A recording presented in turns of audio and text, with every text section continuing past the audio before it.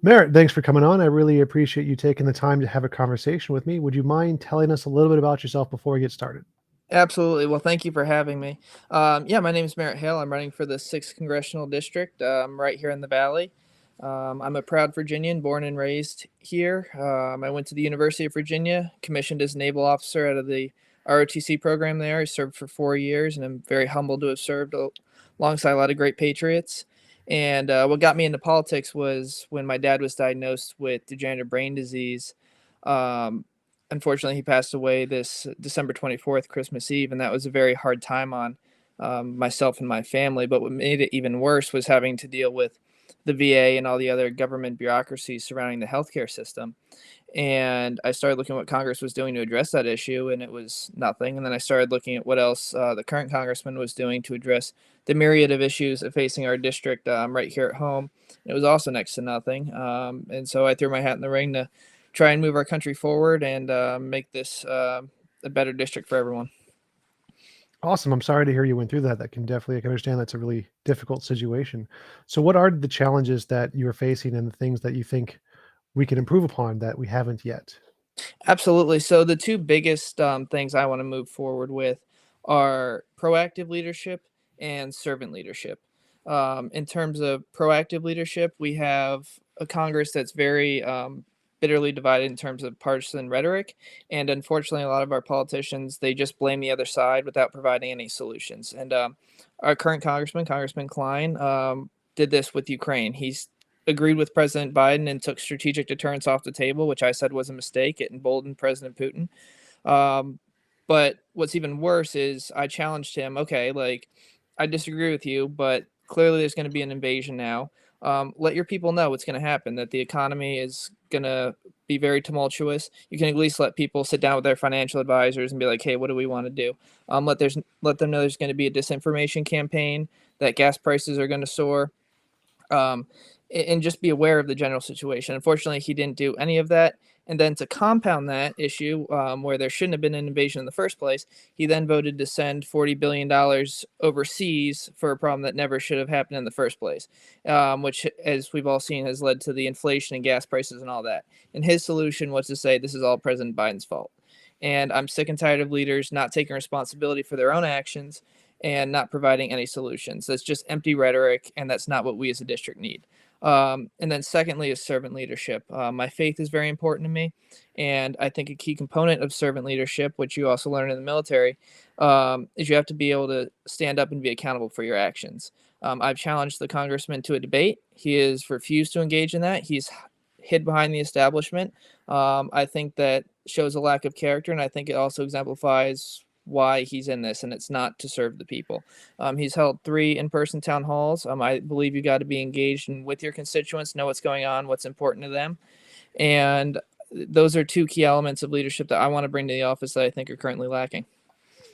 Yeah, you mentioned debate. I think that's a really important topic. I had Shahid Buttar on, and he also mentioned that the candidate he's running against, Pelosi, refused to debate him. And I think that's a Yeah. huge problem in politics that candidates, incumbents especially, will refuse to take a risk and actually present their positions in a competitive fashion where someone's actually arguing against them.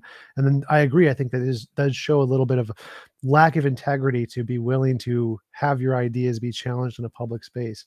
And I'm actually advocating for having, like Shahid and me talked about, having it be like mandatory for politicians to have debates. What do you think about that idea? Do you think that would be a positive I am benefit? all for that. I'm all for that. It's a public office. With it comes scrutiny, and if you're going to step up and be willing to serve, like you're going to have people challenge you. And I don't understand how, like Congressman Klein says, I'm going to stand up to Nancy Pelosi and the squad and the Democrats in D.C. And my challenge is if you can't stand up to me, if you can't stand up to your own constituents, how are you going to stand up to the people in D.C.? Yeah, for sure. Would you be willing to debate some Democrats? I don't know if I could get your opposition candidate to actually agree to it, but would you be willing to debate other people from around the country to just be an advocate for debate in general? Absolutely, Awesome. 100%. I think debate is what moves our country forward. And as I said, we live in bitter times where it's very easy to just paint the other side as, this horrible villain. But what we actually need is you can't be a pure ideologue. There's some things where obviously, you got to stick with your values and convictions, but there's a lot of areas in government where we do need compromise, and that's the only way we're gonna get anything done. Whether wherever you fall on the political spectrum, it doesn't matter if you can't form a majority coalition to move that agenda forward. Yeah, I totally agree. I'm a centrist, so I think that each party has different aspects that they get right and do very well, and that we should Mhm. um, work together on those aspects rather than just say, "Oh, they're a terrible party. We should just reject everything, every idea they have, just because they're the opposing party." I couldn't agree more. Unfortunately, politics seems to be a lot of reductionist rhetoric, and that leads to a race to the bottom.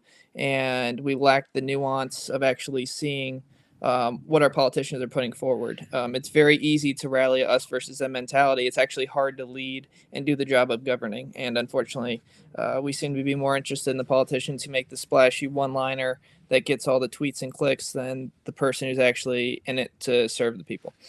Yeah, those one-liners, they're just easy to understand, they're emotional, and Yeah. looking at people who actually wanna make change is very complicated, it takes a lot of work. Mhm.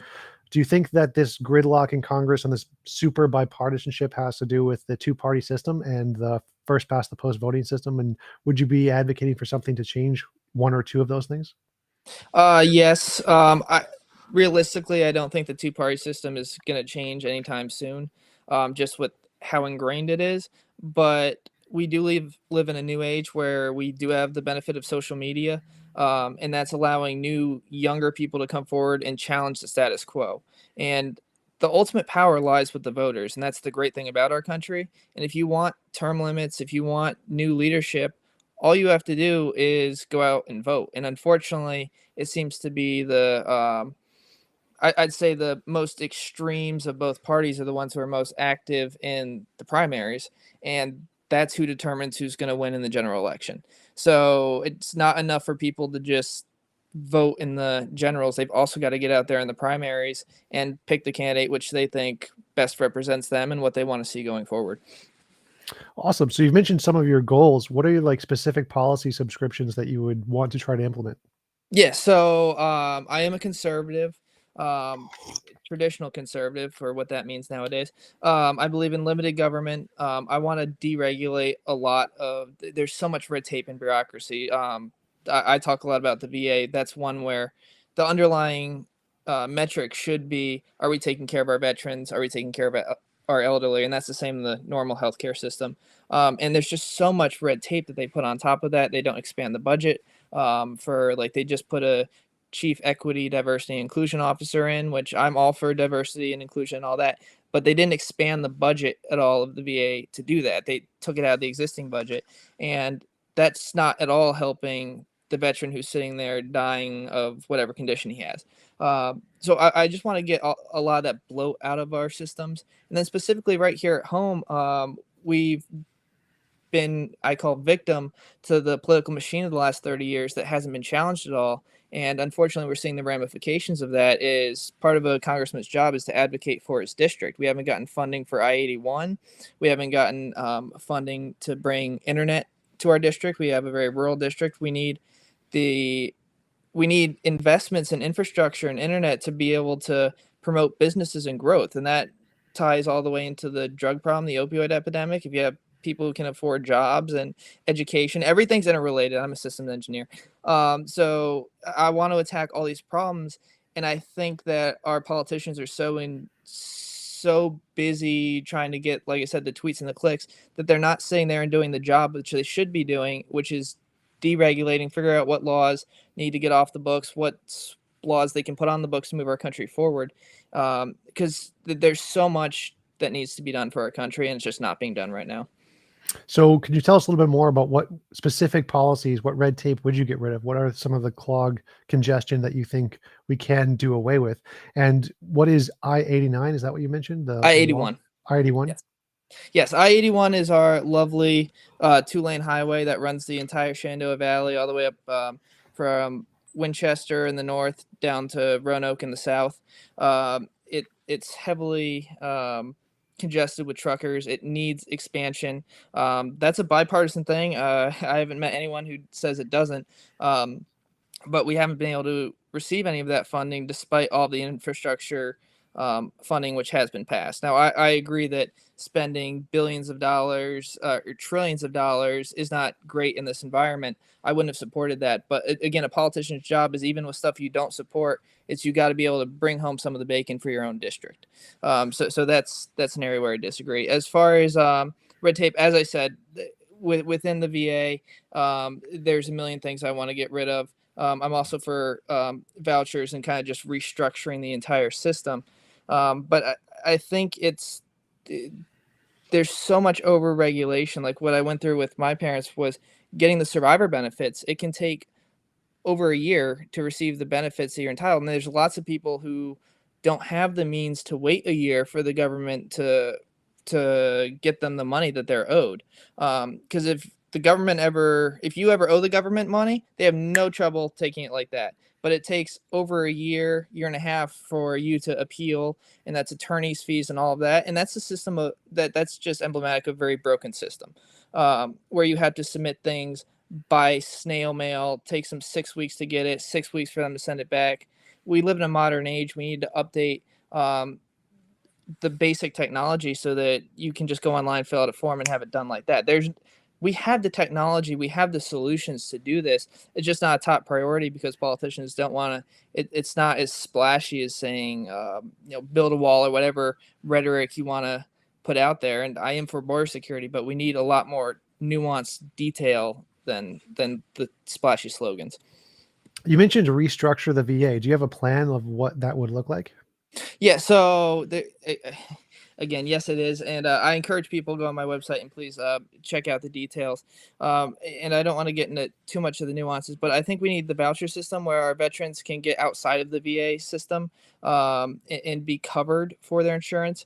Again, I mentioned the chief diversity, equity, inclusion. That's one of about 200 different managerial posts that they've added that need to be cut out of there because as I said, the underlying metric needs to be the healthcare of our veterans. And within that, you can look at different areas where they want to build hospitals and make sure that veterans have the access. But another key hurdle in the VA is actually being approved in the first place. And we have veterans who served honorably for 20 years, Vietnam veterans who unfortunately are completely qualified to go to the VA, but because they don't have a document from 40 years ago that the VA lost somewhere and they don't have a physical record, they don't qualify and they go left uncovered.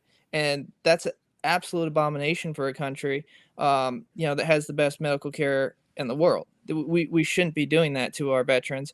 And it's not just the VA. I also want to, like I said, reform our actual healthcare system because I believe in capitalism and innovation, but it doesn't necessarily correlate with the healthcare system where no one should die from a preventable issue just because they don't have the money to pay for it. So we need that innovation because that's what we need, that competition because that's what drives innovation. But at the same time, we have to put in some valves where, like insulin, capping insulin, for example. No one should die because they don't have access to insulin. That's ridiculous. And you see the drug companies marking that up. So again, I am very conservative in terms of limited government, but there is a role for government in making sure that those that are sick and are elderly are taken care of. Conservatives like to say we're pro-life from birth, and I am, but we also have to be the party that cares for people throughout their entire lives, and that's from life to death, conception to death.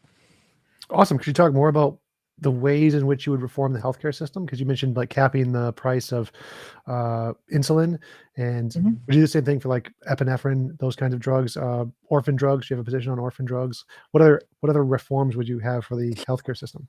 Yeah, so I think that's one area where Republicans lack is they are very much against socialized medicine. And like I said, I'm for innovation, but they kind of stall out on actually providing a solution other than Democrats are bad. And I don't think that capping prescription drug prices is necessarily a bad idea. It that is antithetical to a lot of conservative values.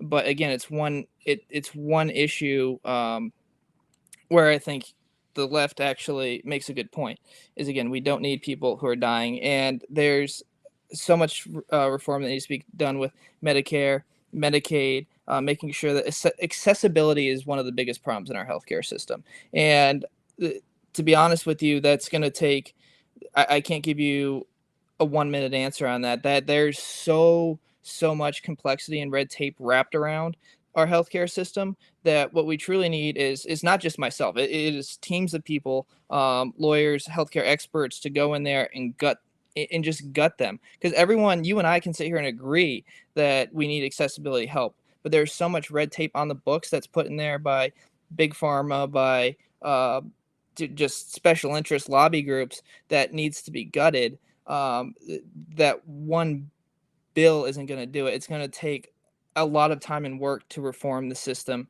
to get it to the point where we need to be, so that anyone who's a tax-paying citizen who's done their work, hard work, and contributes to society, is able to not go broke for a preventable condition. Oh, yeah, absolutely. I totally agree. My favorite strategy in politics is look at what other countries are doing. If somebody's doing better, try to copy them. Do you have other kind of systems around the world that you think are good emulations that we should try to mirror? Um, to be honest with you, I'm not an expert on foreign countries' healthcare policies. There's good and bads in every in every system. Socialized medicine, again, is not the way I want us to go. I believe in the free market, but there are some benefits to other systems, absolutely. But to be honest with you, I'm not completely adept at comparing other countries' healthcare systems to ours. Could you talk about your opposing candidate? What do you think they're doing incorrectly they can improve upon? And is there anything you think they're doing well that you would want to try to emulate yourself?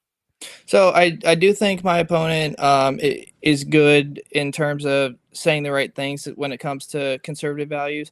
But again, that lack of leadership and taking that next step and seeing around the corner, particularly in foreign policy, is a huge area where him and I disagree. He voted not to support NATO, and then again voted to send $40 billion overseas. Like he's always being reactionary in that terms, and I want proactive leaders who, again, foreign policy is complicated, healthcare's policy is complicated, but you have to understand at least the basic level stuff, to be able to understand the secondary and tertiary effects of what's coming down the road. And I think that's an area where he's lacking. And constituent services, again, harkening back to that servant leadership, we have people inside the system, inside the VA, or excuse me, inside the establishment, who say that Congressman Klein's very easy to get to, but then you talk to anyone when you're door knocking, and if you're not in that little system, that little group, he's inaccessible. And I think that's wrong. And January 6th is another issue where I think he failed to take leadership. He initially said that he never said anything before the election about there being fraud. And if you genuinely think there was fraud and it was a corrupt system, you got to say it before the votes are cast. Right after the election, he said the election was stolen. And subsequently, now that I'm challenging him, he won't say that, and he says we need to let it play out in the courts. Again, that's reactionary. That's not leadership. That's not standing up for what you believe in. That's playing to what you think your base wants to hear. And sometimes, being a leader, you have to make the hard decisions. And you're either a flip-flopper, reactionary, or you're selling out. I mean, those are your only three options at that point. What is your interpretation of the January 6th event? Yes. So the actual day of January 6th, the violence there, obviously horrible. The people that perpetrated that violence need to be held accountable. We need to make sure that they also are given their due process and fair trials. As far as the whole event surrounding that, election integrity, I think we need to restore America's faith in our electoral system that was been incredibly damaged. I support President Trump's right to use the legal system to challenge it, but to date, there's been no proof of voter fraud. And I think the Republican Party needs to accept that Joe Biden's the president, and we need to contrast our ideas moving forward against his and show that we have the better ideas and how to move our country forward. Awesome. Yeah, I totally agree. What other policy and position structures do you have in place that you think should be implemented in your position if you get elected? So as a freshman congressman, I'm very realistic that I can only do so much. But one of the big things I want to do, like I said, is bring home infrastructure to our district, because I think that can solve a lot of our underlying issues, like I said, the drug and all that, and just be that leader at the. A lot of what I believe in is limited government, and only so many things can be solved through big government, and a lot of it's at the local level. And I want to be out there engaging with my community, knowing what's going on. I'm for supporting investments in mental health that ties into a lot of the gun debate we see now, um, and just being empathetic towards the people that we serve. As a first-term congressman, I can't promise a lot, but I can promise I'll work my butt off for my constituents, and that I'm going to work home to bring home money to our district, be the servant leader who espouses the values of the 6th district, and fight for the best legislation that I believe will move our country forward. You mentioned the drug problem. How would expanding the highway help the drug problem? And what do you see are the major causes of the drug problem, and what are the possible solutions? Yes. One sec, Jack. Can you get a plug? It's gonna die. Sorry about that. No problem. Yes. So the highway is just one area of the infrastructure. The bigger area of infrastructure that I think could help directly solve the drug problem, is bringing jobs into the area.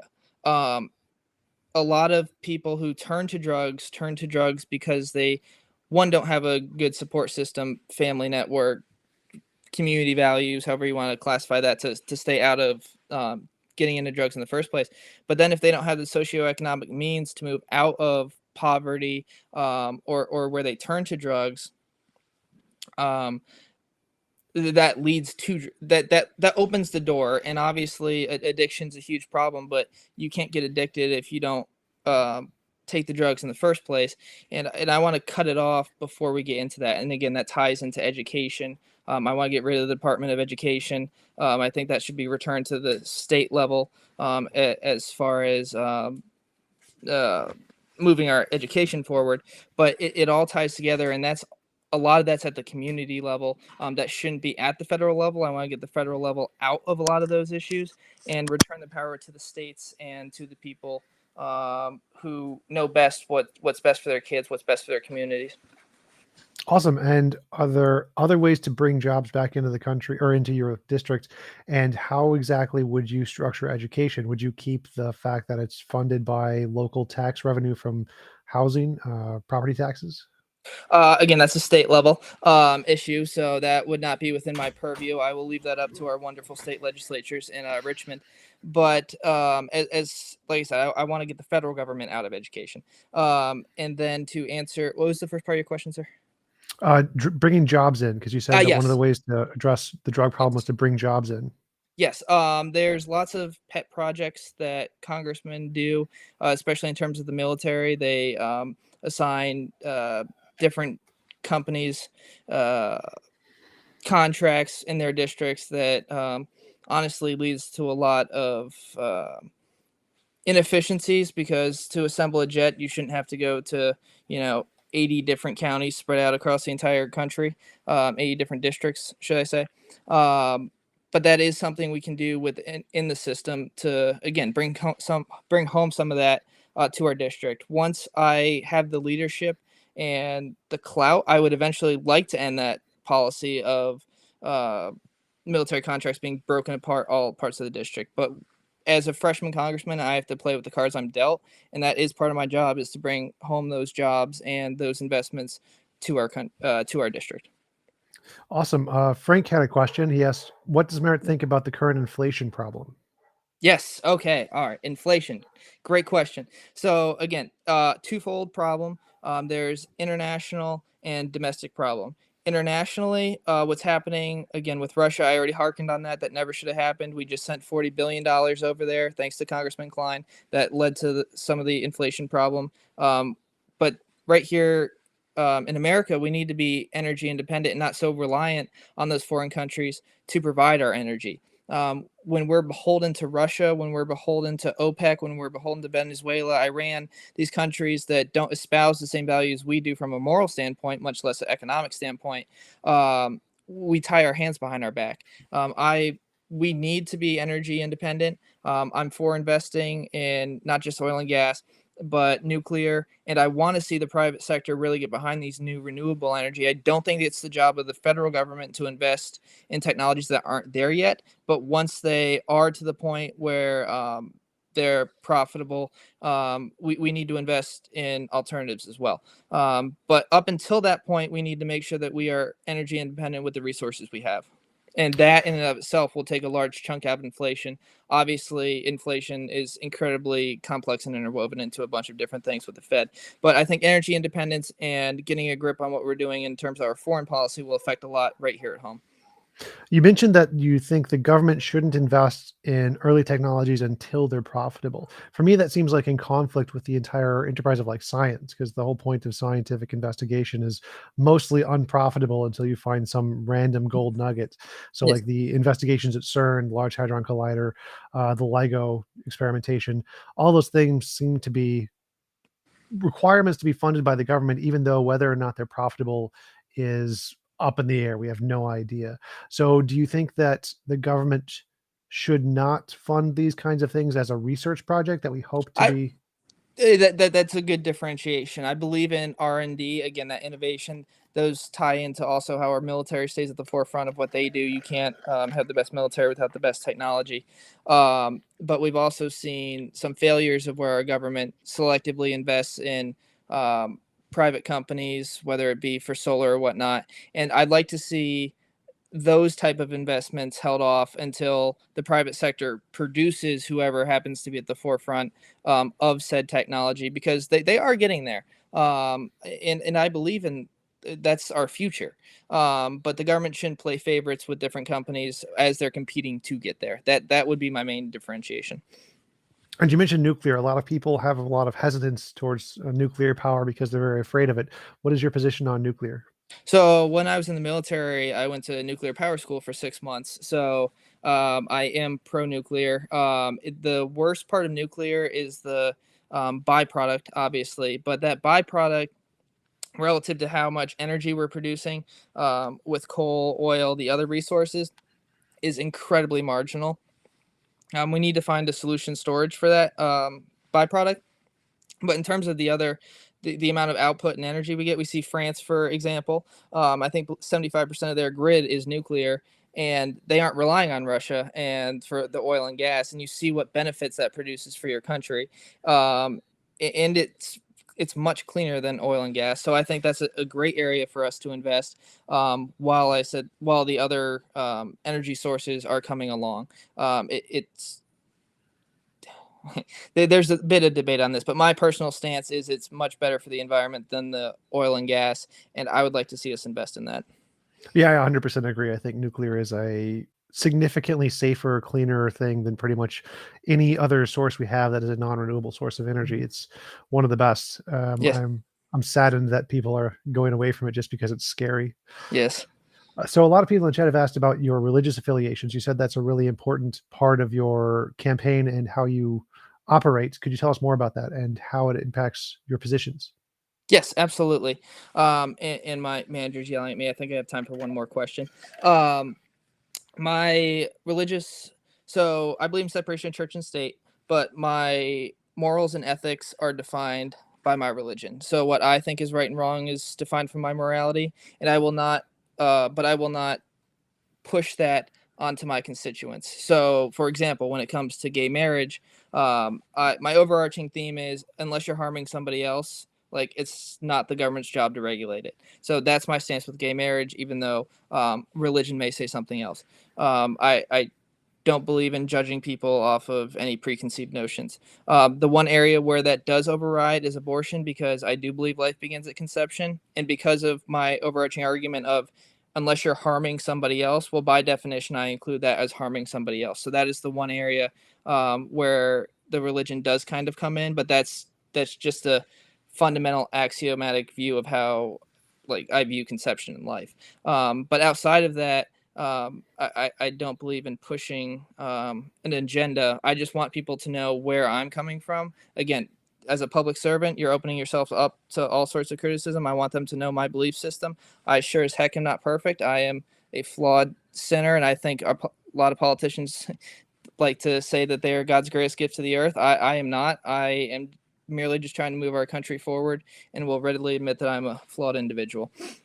Awesome. Well, since your time is running out, I will let you go. I want to say thanks for coming on. I really appreciate it. It was a great conversation. And I will see if I can get some debate set up with you and some people on the left who are willing to like promote this idea, because I really do want to run with the idea of trying to get politicians to regularly debate. I think that's a huge benefit to the country to have those kinds of interactions. Absolutely. All right. Thank you very much. Absolutely. Have a nice day. You too. Bye.